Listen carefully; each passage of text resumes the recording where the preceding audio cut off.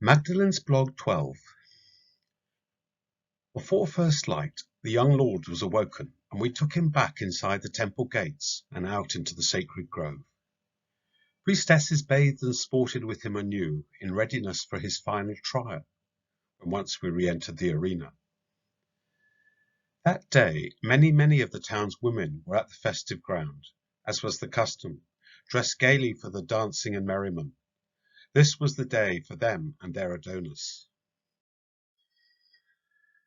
Once the singers and musicians had done their job of working up the expectations of the crowd, the Adonis finally entered the arena with his entourage of young comrades and attendant priestesses, all carrying baskets of sweetmeats and cakes that had been specially baked for the occasion. These delicacies were as much sought after for their aphrodisiacal qualities as their renowned taste, and it was a major task to distribute them all to those who wanted without being completely mobbed. But distribute them they must, far and wide. Gradually the baskets started running out, and the priestesses one by one retired to take their place around a big ring of drums in the center of the arena, giving their last few sweetmeats to Adonis to give out, ensuring he would be the last to finish. The drumming from the central arena grew stronger as the priestesses worked up the tempo and the crowd responded. Adonis moved as fast around the throng as he could, and the girls would catch at him to steal a kiss or any contact they could make, as well as grab the cakes he offered out. It became increasingly hard for his entourage to protect him. His helpers themselves became engulfed in the mob of women, and only Adonis remained, pushed and hugged until he half struggled and was half chased through the ring of priestess drums into the center of the ring. There he stood alone, while flutes and lutes joined in the swirl of sound to urge him on, and at the very center of the ring stood a 9-foot pole, newly stuck into a freshly cut mound of earth. On top of the pole were the charred remains of the sacrificed bull's head, with horns still proudly jutting up into the sky. The youth had nowhere else to go, and 6 priestesses stepped into the ring, swaying to the music and dancing around him within the impenetrable ring of onlookers.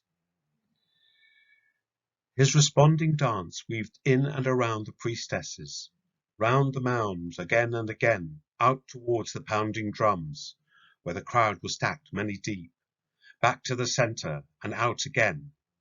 It had a well-worn traditional form, but it was the Adonis that imparted to it the energy needed for the dance's impact.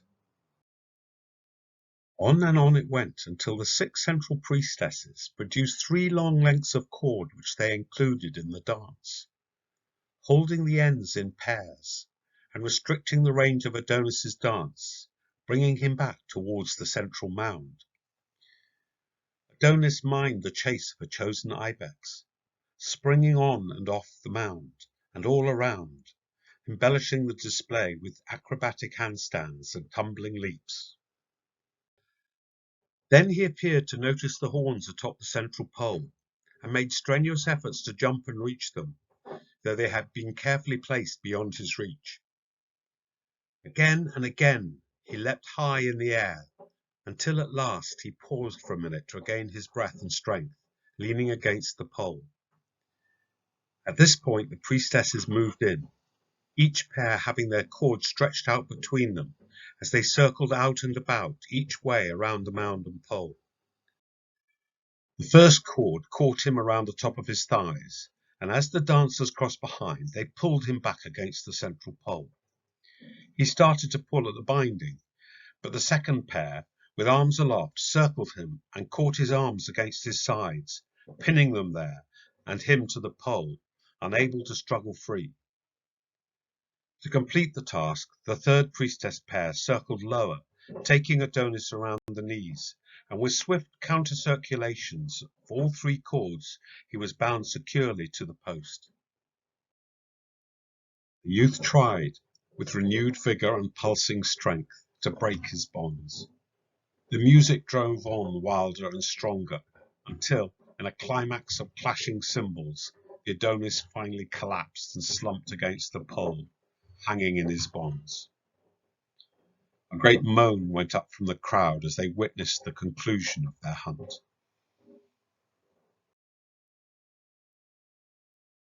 Other priestesses, dressed all in white, now crossed the ring and went up to the spent form. They unbound the cords, and as they brought the youth down from his post, they gave him a long drink of what included a sleeping draught.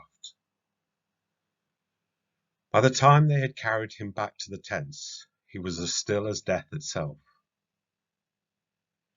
It had been a magnificent performance, and I found myself strangely moved, as was the whole audience, though most of them had seen the rite enacted many times before.